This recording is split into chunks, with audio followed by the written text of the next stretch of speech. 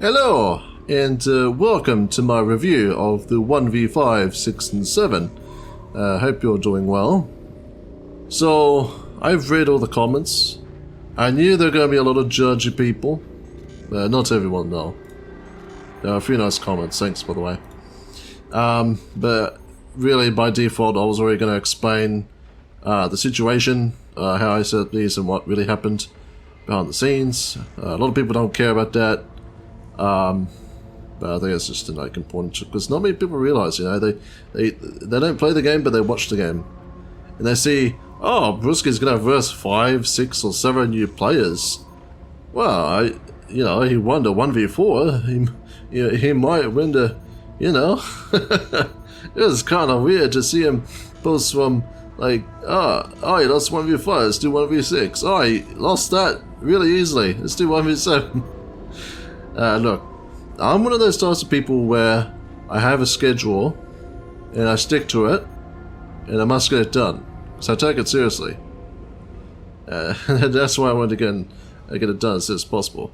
The reason I want to get those 3 videos uploaded is so I can upload the other videos that are along the Fort series, after 300. There's literally 12 videos I could have posted for like 12 days of Fort's content daily.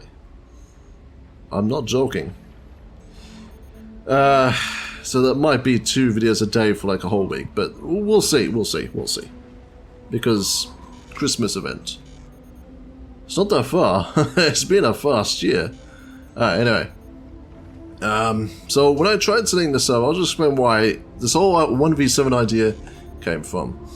So, at the end of last year, not this year, but last year, when I was about to make episode 200, I was like, what should I do? Maybe I should just let the viewers decide.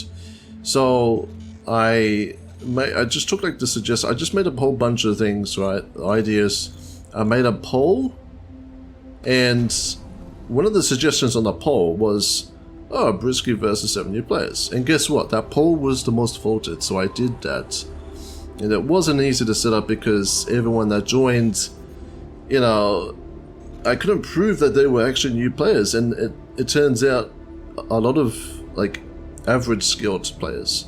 I think a lot of people get confused what I mean by when I say new, average, decent, or good or pro. There's the 5 things I use.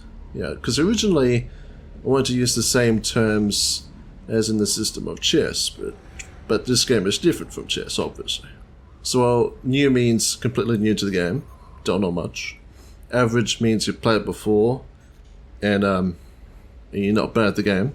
Decent is you have a lot of experience so you know what you're doing. Good is you're in the intermediate range, the learning curve of becoming a very good player. And pro is, well, simply best at the game. So a lot of average skill players joined, and all it takes is like one decent skill level player just to join, and then it's over for me. No matter how fast I played, no matter how I did my best, I still gave it a shot. I knew I wasn't going to win, and I didn't care if I won that or not. It was just meant to be a fun event, and I'm glad that everyone that joined, I hope that they had fun as well. So I'm just glad it was done because I wanted to get that event done as soon as possible. And to be honest, if I knew how much trouble it was going to be setting it up, I would not have done it. When I made that trailer, like, titled Dear New Players, I thought that would interest, like, a lot of players, but it didn't, Not many signed up, so I just had to go with random people. Just trust them. Of course it didn't work out, and I expected that. So, phase 2. How was I surviving? So, this base, windmills at the back, alright? If you want power production, you put your turbines at the back. It's a pro move. This base is a combination of knowledge I picked up from my previous videos. So, I played with pros before on my team, and I've seen their bases and like, oh, I should try building this base because it looks cool. It worked. See, this base allows me, this method allows you to adjust the firing angle, so you build to the left to adjust it. A lot of you have been suggesting why not just like go with other strategies? Why not go nukes? Why not go lasers? Here's the thing. I went lasers before in 1v7, and they don't work because you know why? Because when the base wobbles, you can't do much with lasers. So if you want to make sure you're doing damage and getting hits, you might as well go with munition weapons instead. And forget using howitzers and nukes by the way. Because if you're up against 5, 6, 7 players, they're gonna have any anti-air, right? The more chance, even if you're not showing any threat when the other team needs anti-air, they're gonna have a few gunners at least. Yeah, because new players, they randomly build stuff. You don't really expect what they're gonna do. You expect how they're gonna build. See, look at my APM. Look at it. It's up to 350, 300.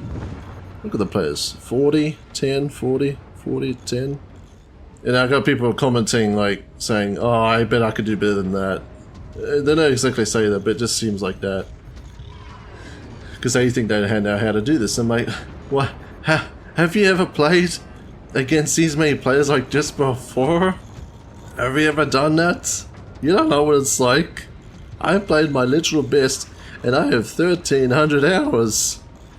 I've been playing this game since 2018. If you want to see how bad I was at the game when I was new to the game, go check out my very first Forts video. I think I'll link down in the description. It will show up on the top right. It's an annotation there if you want to see that. Alright, so 1v6. Yeah, so again, I have this rush method where I place down to 3 lungs. I don't fill them in because you don't need to do that with this base. Unless your base is like heavier. Then you fill in the gaps. It's foundations, yeah. A lot of people assumed last year, they haven't said it this year, but they said last year, "Oh, you have way too many mines." Are you serious? I got how many mines? 12 mines. No, hang on. This map has 11. Yeah, 11 mines for my base, and you count the mines on the other bases. So 5, 10, 15, 20, 25, 30. Yeah. You think it's fair? A lot of people said about the sandbags. Don't use sandbags. You see, if I'm going to be building fast, I need to build efficiently. And a lot of people say, "Oh, go use armadillo." You see, it conflicts with you. When you've played with pros, and I know this, and they trash talk you for choosing armadillo. Yeah, it's happened before. I got told off for using armadillo. Why'd you use armadillo? Because according to the pros, it's not a good commander. Alright. So this map is similar to the one that Aska made. This is a version 2 that Davidith made. So I have extra stuff.